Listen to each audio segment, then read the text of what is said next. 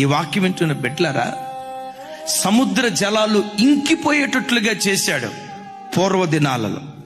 ఒకవేళ ఈ వాక్యం వింటున్న నీ బ్రతుకులో నీవు అనుభవిస్తున్న సమస్య సముద్రం అంత విస్తారంగా ఉందా?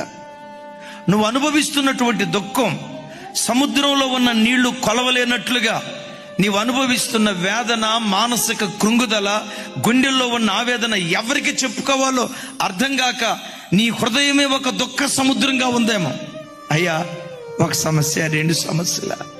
సముద్రం ఎంత విస్తారంగా ఉంటుందో విస్తారమైన సమస్యలు నా చుట్టూత ఆవరించేయ్యా, ఇదయ్యా నా పరిస్థితి అని ఒకవేళ ఎవరైనా కృంగిని స్థితిలో ఉంటే, పురాతన కాలాలలో యెహోవా బాహువు లేచినట్లుగా నీ విషయంలో లేస్తే సముద్రం లాంటి విస్తారమైన సమస్యలు కూడా క్షణంలో ఇంకిపోయేటట్లుగా దేవుడు కార్యం చేస్తాడు.